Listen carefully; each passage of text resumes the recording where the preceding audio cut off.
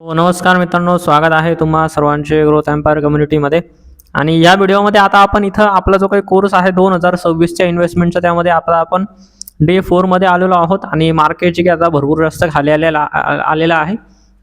तर मागचा जो काही आपला व्हिडिओ आहे त्यामध्ये आपण कालच्या व्हिडिओमध्ये आपण 10 स्टॉक्सबद्दल जाणून घेतलेलो की नेमकं कशा प्रकारे कोणकोणत्या स्टॉक्समध्ये आपण 2026मध्ये इन्व्हेस्टमेंट करू शकतो आहे, जे वरून भरपूर जास्त करेक्शन झालेले आहेत. तशाच प्रकारे आता म्युच्युअल फंडमध्ये पण भरपूर लोकांना इन्व्हेस्टमेंट करायचं असतं आणि भरपूर व्यक्तींना तुमच्यापैकी SIP पण सुरुवात करायची असणार आहे. मग 2026मध्ये तुम्हाला SIPला सुरुवात करण्यासाठी आणि म्युच्युअल फंडमध्ये लॉंग टर्ममध्ये ज्यांना पण इन्व्हेस्टमेंट करायची आहे त्यांनी 2026मध्ये कोणकोणत्या म्युच्युअल फंडमध्ये तुम्ही SIP करू शकता आहात, कोणकोणते म्युच्युअल फंड असे चांगले आहेत की ज्यामध्ये आपल्याला रिटर्न्स पण चांगले मिळत आहेत आणि प्लस त्यामध्ये आपले जो काही चार्जेस आहेत ते पण भरपूर कमी लागत आहेत.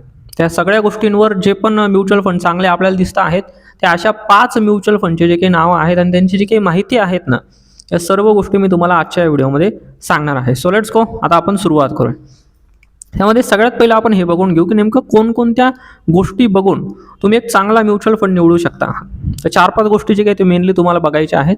सगळ्यात पहिली गोष्ट आपण हे बघणार आहोत की तो जो काही म्युच्युअल फंड आहे तो कमीत कमी 5 वर्ष जुना असला पाहिजे आहे, जेणेकरून की आपल्याला अशाच प्रकारच्या म्युच्युअल फंडमध्ये इन्व्हेस्टमेंट करायची आहे का तो भरपूर वर्षांपासून काम करतो आहे आणि ट्रस्टेड आहे. जे पण नवीन म्युच्युअल फंड आहे त्यामध्ये इन्व्हेस्टमेंट करणं थोडंसं रिस्की असतं, कारण आपल्याला माहीत नाही तो म्युच्युअल फंड कसा काम करेल काही नाही. ते तसं 5 वर्ष जुना जर असला तर आपण थोडंसं बघू शकतो आहे. त्यानंतर दुसरा आपला एक क्रायटेरिया असणार आहे का कमीत कमी त्यांचं ॲसेट अंडर मॅनेजमेंट असलं पाहिजे आहे 1000 कोटींपेक्षा जास्त. तर ज्यांचं पण ॲसेट अंडर मॅनेजमेंट 1000 कोटींपेक्षा जास्त असेल तेच म्युच्युअल फंड आपण इथं निवडणार आहोत. त्यानंतर तिसरी गोष्ट ही पण आहे ती आहे एक्सपेन्स रेशिओ.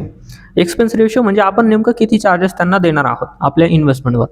तर आपल्याला अशा प्रकारचे म्युच्युअल फंड बघायचे आहेत की ज्यांचे जे काही चार्जेस आहेत ना, म्हणजे जे काही एक्सपेन्स रेशिओ आहे तो 1% कमी असला पाहिजे आहे. ही खूप महत्त्वाची गोष्ट आहे. एक्सपेन्स रेशिओ कमी असला पाहिजे आहे. ज्यांचं जर समजा 1% जास्त असेल तर आपण तो म्युच्युअल फंड नाही घ्यायचा आहे. त्यानंतर मग शेवटी आपण त्यांनी मागच्या 3 वर्षांमध्ये किती टक्के रिटर्न्स दिले आहे दरवर्षी ॲव्हरेजली, आणि प्लस त्यांनी मागच्या 5 वर्षांमध्ये नेमकं किती रिटर्न दिले आहेत ॲव्हरेजली दरवर्षी, हे सगळ्या काही ह्या दोन्ही पण गोष्टी आपण बघणार आहोत. तर नेमकं त्यांच्या मागच्या 3 वर्षांचा आपण CAGR बघणार आहोत आणि मागच्या 5 वर्षांचा CAGR बघणार आहोत, जेणेकरून की आपल्याला लक्षात येईल कोणता फंड आपल्यासाठी बेस्ट आहे. म्हणजे आपण 5 कॅटेगरी आहेत, त्या 5ही कॅटेगरीमध्ये मी तुम्हाला एक जो काही फंड आहे त्याचं आता नाव सांगणार आहे. सो लेट्स गो, आता आपण सुरुवात करूया.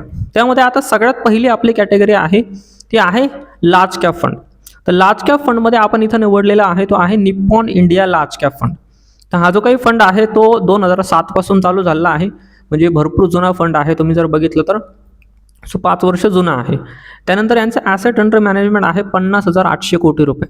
सो भरपूर मोठे यांचं ॲसेट अंडर मॅनेजमेंट आहे. तर ती पण एक गोष्ट आपल्यासाठी ओके आहे, की ॲसेट अंडर मॅनेजमेंट पण यांचं भरपूर आहे. त्यानंतर पुढचा आहे एक्सपेन्स रेशिओ. तर हा जो काही एक्सपेन्स रेशिओ आपण जर बघितला तो 1% पण इथं कमी आहे. आपण जर बघितलं तर एक्सपेन्स रेशिओ जर बघितला तो पण आपला चांगला आहे, जास्त काही इथं चार्जेस भरण्याची आपल्याला गरज नाही. प्लस आता याचे आपण जर रिटर्न जर बघितले ना, लार्ज कॅपचा जो काही फंड आहे त्यामध्ये आपण जर रिटर्न जर बघितले त्यांनी मागच्या 3 वर्षांमध्ये 18.30% CAGR रिटर्नने दिलेले आहेत. म्हणजे दरवर्षी यांनी 18.30% जे काही रिटर्न आहे तुमच्या फंडवर काढून दिलेले आहे, जे की भरपूर चांगले रिटर्न आहेत. एका लार्ज कॅप फंड आहे. लार्ज कॅप फंडमध्ये आपलं रिस्क पण कमी असतं. तो ज्यांना पण कमी रिस्क घ्यायचं आहे त्या फंडमध्ये तुम्ही इन्व्हेस्टमेंट करू शकता. तुमचे जे काही पैसे असतात ते भारतातल्या टॉप 100 कंपन्यांमध्ये इथे इन्व्हेस्टमेंट केले जातात लार्ज कॅप फंडमध्ये मेनली. आणि याच्यामध्ये रिटर्न पण भरपूर चांगले आहेत. 18.30% रिटर्न आहे. आणि 5 वर्षांचं CAGR जर बघितलं मागच्या 5 वर्षांमध्ये, तर मागच्या 5 वर्षांमध्ये यांनी दरवर्षी 19.17% रिटर्न काढून दिले आहेत ॲव्हरेजली.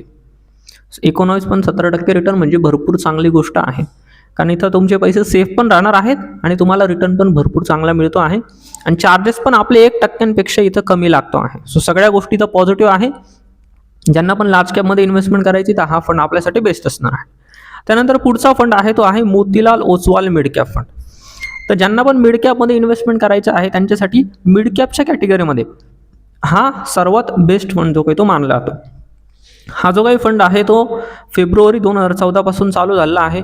यांचं ॲसेट अंडर मॅनेजमेंट आहे 36,880 कोटी रुपये, म्हणजे भरपूर ॲसेट अंडर मॅनेजमेंट आहे. आणि प्लस यांचा जो काही एक्सपेन्स रेशो आहे ना तो पण भरपूर कमी आहे, फक्त 0.74% आहे. सो एक्सपेन्स रेशो पण भरपूर कमी आहे, तो चार्जेस पण तुम्हाला 1% कमी द्यायचे आहे. प्लस यांचा CAGR जर बघितला तो पण खूप चांगला आहे. मागच्या 3 वर्षांमध्ये यांचा CAGR आहे 23.19%. आणि मागच्या 1 वर्षामध्ये तुम्ही जर बघितलं तर मार्केट जास्त काही वर नाही गेलं आहे, भरपूर खाली पण आलेलं आहे, पण तरी पण मागच्या 3 वर्षांचा याचा जो काही CAGR आहे तो 23.19% आहे, म्हणजे भरपूर चांगला आहे. म्हणजे दरवर्षी हा जो काही म्युच्युअल फंड आहे त्याने ॲव्हरेजली 23.19% रिटर्न काढून दिले आहे. आणि मागच्या 5 वर्षांचा तुम्ही जर CAGR जर बघितला तर 26.28% आहे. तर भरपूर चांगली जी काही ग्रोथ आहे याने दिलेली आहे मागच्या 3 आणि मागच्या 5 वर्षांमध्ये जर बघितलं तर. त्यानंतर पुढचा आपला एक स्मॉल कॅप मधला फंड आहे, तो आहे HDFC स्मॉल कॅप फंड. तर ज्यांना पण छोट्या छोट्या कंपन्यांमध्ये इन्व्हेस्टमेंट करायची आहे जिथं ग्रोथ भरपूर मिळते, तर ते या स्मॉल कॅपच्या फंडमध्ये नक्की तुम्ही इन्व्हेस्टमेंट करू शकता.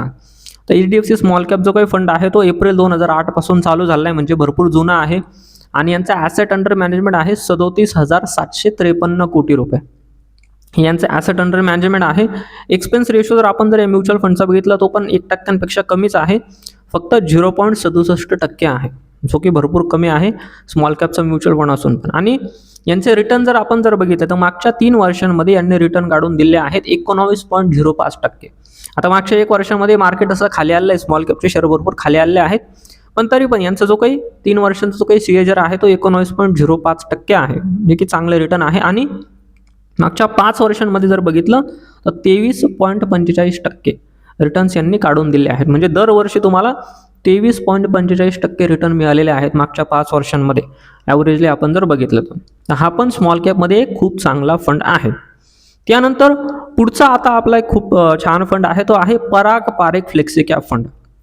तर फ्लेक्सी कॅप फंडमध्ये काय असतं ना, तुम्हाला तिन्ही पण कॅटेगरी मिळतात, लार्ज कॅप पण मिळते, स्मॉल कॅप पण आणि मिड कॅप पण, तिन्हांचं एक मिक्सचर असतं, त्याला आपण म्हणतो फ्लेक्सी कॅप फंड. ठीक आहे. सो फ्लेक्सी कॅप हा जो काही फंड आहे त्यामध्ये पराग पारेखचा जो काही फ्लेक्सी कॅप फंड आहे तो भारतातला सगळ्यात प्रसिद्ध एक फंड आहे आणि भरपूर चांगले यांनी रिटर्न काढून दिले मागच्या कित्येक वर्षांपासून. हा जो काही फंड आहे तो 2013 पासून चालू झाला आहे आणि यांचा ॲसेट अंडर मॅनेजमेंट आहे 1,33,000 कोटी रुपये. एवढं मोठं यांचं ॲसेट अंडर मॅनेजमेंट आहे. आपण आता मागचे जे काही फंड बघितले तर त्यामध्ये 30-40,000 कोटी एवढंच होतं. यांचं एकट्याचं या एका फंडचं ॲसेट अंडर मॅनेजमेंट आहे 1,33,000 कोटी रुपये. तर एवढे पैसे लोकांनी या फंडमध्ये टाकलेले आहेत. तर खूप मोठा फंड आहे आणि खूप ट्रस्टेड फंड आहे मागच्या कित्येक वर्षांपासून. आणि यांचा एक्सपेन्स रेशो पण खूप जास्त नाही, फक्त 0.63% आहे. सो एक्सपेन्स रेशो पण खूप चांगला आहे आणि रिटर्न जर तुम्ही जर बघितलं ते पण यांनी खूप चांगले काढून दिले आहेत. मागच्या 1 वर्षांपासून भलेही मार्केट जास्त वर नाही गेलेलं आहे, पण तरी पण यांचा 3 वर्षांचा CAGR जर बघितला तर 21.01% आहे आणि मागच्या 5 वर्षांचा CAGR जर बघितला तर 19.61% आहे, जे की चांगले रिटर्न्स आहे. आता जेव्हा पण समजा मार्केट जर वर गेलं तर यांचे जे काही रिटर्न आहे ते अजून जास्त वाढू शकता आहे. 20% जे काही रिटर्न आहे 25-30% पण इझिली जाऊ शकता आहे. सो ही एक इथे इम्पॉर्टंट गोष्ट आहे. तर ह्या पण फंडने खूप चांगले रिटर्न्स काढून दिले आहेत मागच्या काही वर्षांमध्ये आणि हा भारतातला ऑलमोस्ट जे पण सगळ्यात मोठ्या म्युच्युअल फंडपैकी एक आहे, जो भरपूर ट्रस्टेड आहे आणि मॅक्झिमम जे काही इन्व्हेस्टमेंट आहे ते पराग पारेखच्या फ्लेक्सी कॅप फंडमध्ये केलेले आहे भरपूर मोठ्या मोठ्या इन्व्हेस्टर्सने सुद्धा. सो तुम्ही पण या फंडकडे पण नक्की लक्ष ठेवू शकता ज्यांना पण फ्लेक्सी कॅपमध्ये पैसे टाकायचे आहेत. आणि त्यानंतर शेवटचा आपला आजचा फंड आहे तो आहे UTIचा निफ्टी 50 इंडेक्स फंड. ज्यांना पण निफ्टीमध्ये इन्व्हेस्टमेंट करायचे आहे, निफ्टी जशा प्रकारे वाढेल तशा प्रकारे तुमचे जर पैसे वाढले पाहिजे आहे तर तुम्ही निफ्टीमध्ये इन्व्हेस्टमेंट करू शकता आहात. निफ्टी जो काय आहे शॉर्ट टर्ममध्ये भले कधी कधी खाली जातो, पण लॉंग टर्ममध्ये बघा मित्रांनो, निफ्टी हा जो काय आहे तो नेहमी वरच जात राहतो कंटिन्युअसली. मागचे तुम्ही 10 वर्ष बघा, 20 वर्ष बघा, 25 वर्ष बघा, निफ्टी जो काय तो कंटिन्युअसली वरच जातो आहे. सो ज्यांना पण निफ्टीमध्ये इन्व्हेस्टमेंट करायची आहे लॉंग टर्मसाठी, तर निफ्टीचा हा जो काही फंड आहे तो सगळ्यात सेफ फंड आहे. हा जो काही फंड आहे 2013 पासून चालू झालेला आहे, UTI या कंपनीचा आहे. यांचा ॲसेट अंडर मॅनेजमेंट आहे 26,947 कोटी रुपये, म्हणजे भरपूर आहे. आणि एक्सपेन्स रेशो यांचा आहे फक्त 0.21%. म्हणजे जेवढे पण आतापर्यंत आपण म्युच्युअल फंड बघितले त्यामध्ये सगळ्यात कमी यांचा एक्सपेन्स रेशो आहे, फक्त 0.21%. ते एक्सपेन्स रेशो खूपच तसं कमी आहे.